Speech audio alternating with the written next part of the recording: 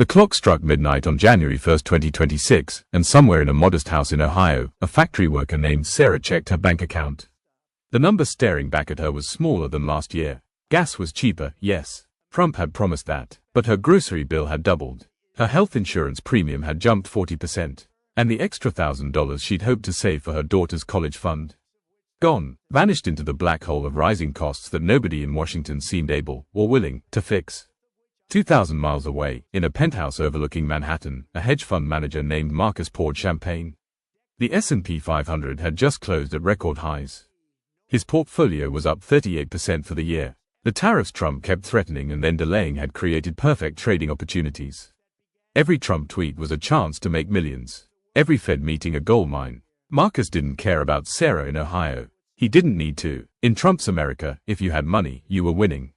If you didn't, you were on your own. Welcome to 2026. The year everything hangs in the balance. The year that will determine whether Trump's vision of America becomes permanent reality or spectacular failure. The year when promises collide with consequences, when rhetoric meets results, when the American people finally answer the question, are we better off than we were before? Trump had made a promise that sounded simple, almost childlike in its directness. I will give you an economic boom the likes of which the world has never seen. He said it in his December 2025 address to the nation, standing in the diplomatic reception room of the White House, visibly agitated, his voice rising and falling like a televangelist promising salvation. The stock market had responded with enthusiasm. His base had erupted in applause. Even some skeptics wondered, what if he's right? The plan had pieces that made sense, at least on paper. Slash regulations that strangled businesses. Cut taxes to unleash investment. Drill for oil and gas until America drowned in cheap energy. Build the electrical infrastructure needed to power the artificial intelligence revolution that would mint the next generation of millionaires. Negotiate trade deals that finally, after decades of being ripped off, put America first. Simple, direct, Trumpian, but by February, the cracks had started showing. The tariffs, Trump's favorite weapon, his economic Swiss Army knife, had raised prices on everything from coffee to computers. The average American import tax had jumped from 2.5% to 16.8%, the highest in 90 years. Every economist Trump had fired from his first term warned this would happen. Tariffs are taxes. Americans pay them. Prices go up. Inflation persists. Trump dismissed the concerns with his usual confidence. The sky is falling crowd is just wrong, his advisors told reporters. The economy is going to take off like a rocket ship. Just wait, they said. Wait for the second quarter. Wait for the investment pledges to materialize. Wait for the magic to happen.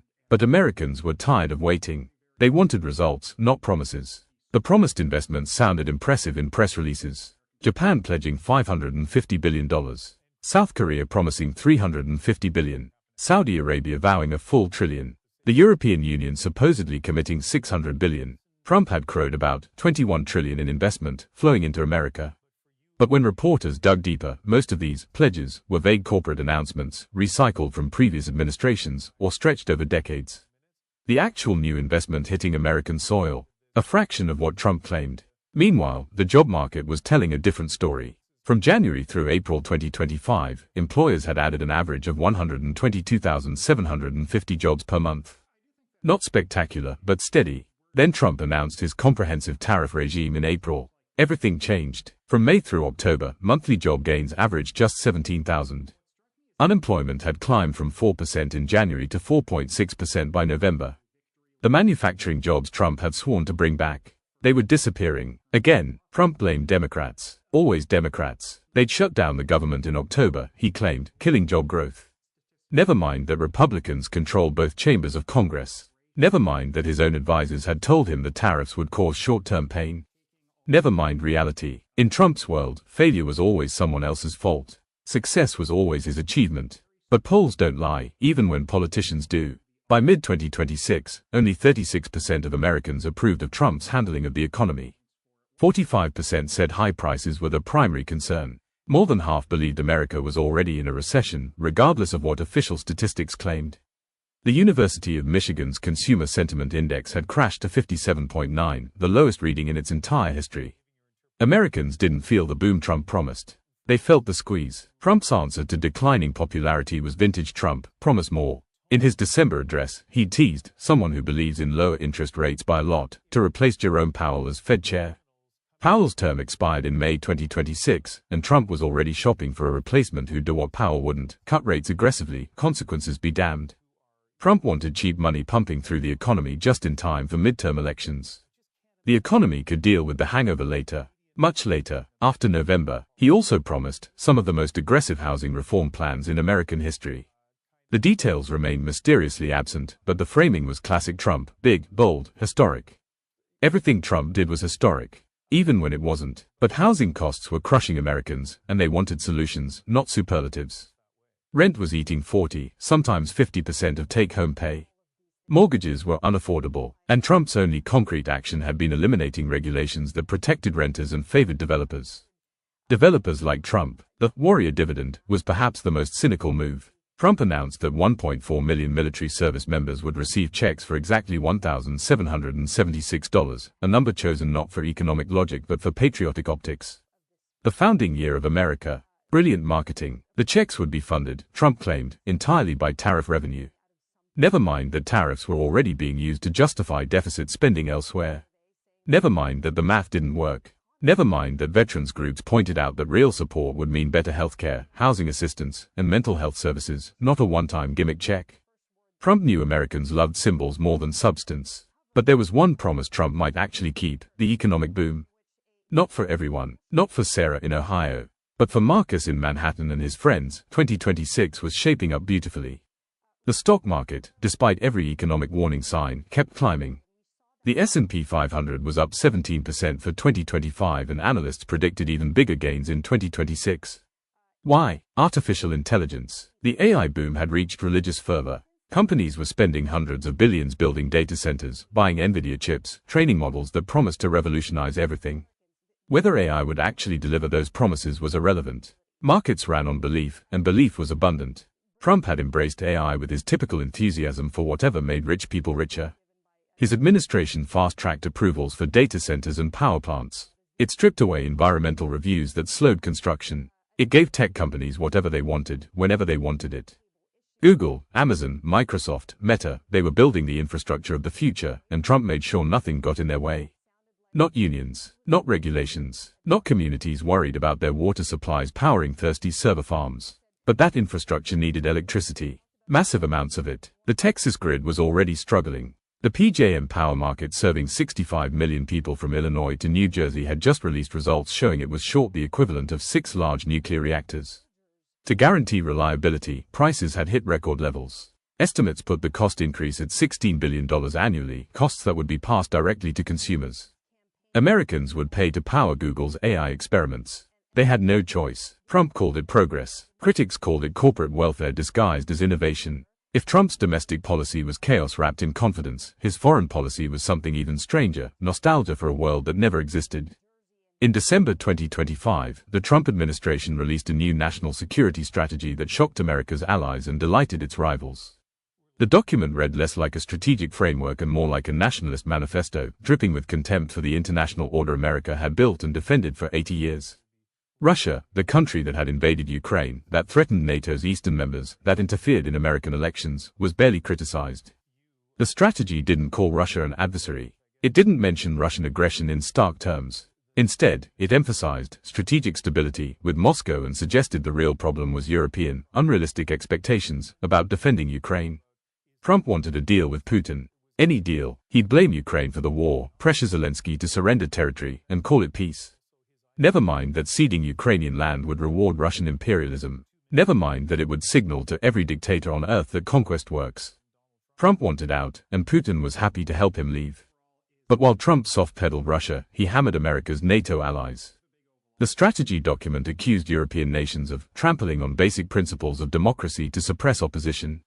It claimed that European immigration policies amounted to civilizational erasure. It suggested that Europe faced not just economic stagnation but cultural death.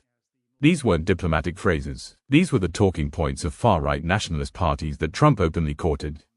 Steve Bannon talking points, Marine Le Pen rhetoric, AfD propaganda, coming from the official national security strategy of the United States of America. European leaders responded with a mixture of fury and resignation. Germany's foreign minister noted that the US remained our most important ally, but firmly stated Germany didn't need outside advice on organizing its free society. Antonio Costa, president of the European Council, accused Washington of an unacceptable threat to interfere in European politics. But what could they do? Trump held the cards. America's military might, its nuclear umbrella, its intelligence apparatus, Europe still depended on all of it. They could complain, but they couldn't leave. He was weighing military action in Venezuela to topple Maduro. He threatened to retake the Panama Canal, suggested Canada should become the 51st state, and expressed interest in buying Greenland from Denmark. These weren't jokes, though Trump tried to play them that way when criticized. These were serious policy discussions happening in the Oval Office. Trump genuinely believed America should dominate its neighborhood the way great powers did in the 1800s.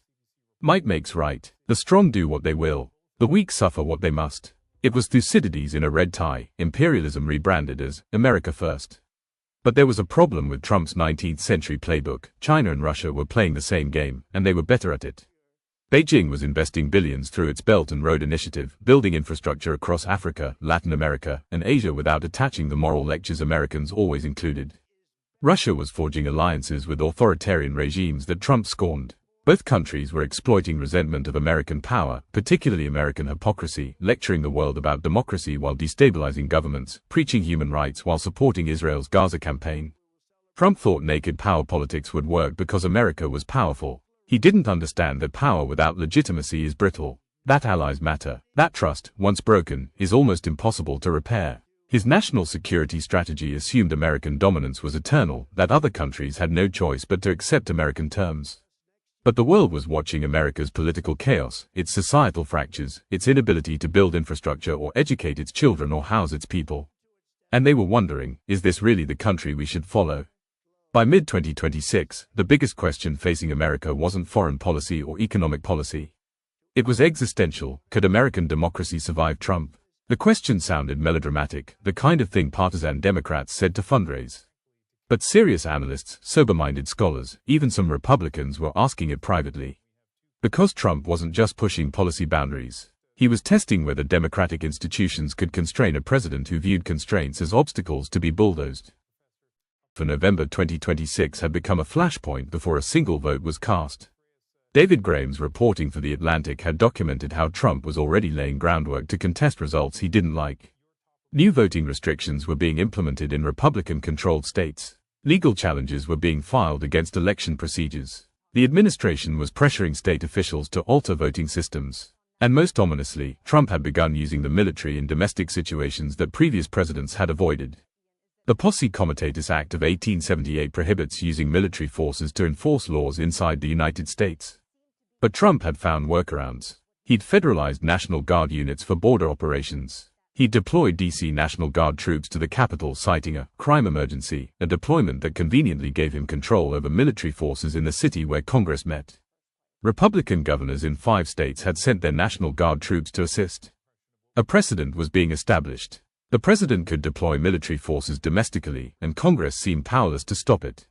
Democratic lawmakers warned that Trump was preparing to use military force if Republicans lost the House in November. It sounded fantastical, but Trump had already tried to overturn the 2020 election. He'd incited a mob that invaded the Capitol. He'd been impeached twice. He'd faced criminal charges in multiple jurisdictions, only to be saved by a Supreme Court with a conservative majority in presidential immunity ruling. What institutional check remained to stop him if he decided democratic outcomes didn't matter? Some analysts pointed to Project 2025, the Heritage Foundation blueprint for remaking American government along Christian nationalist lines. Trump had tried to distance himself from it during his 2024 campaign, but once in office, his executive orders followed its playbook almost exactly. Paul Dans, one of Project 2025's architects, had expressed satisfaction that Trump's actions aligned with their mandate. J.D. Vance, Trump's vice president, had written the foreword to Heritage President Kevin Roberts' book calling for a second American Revolution.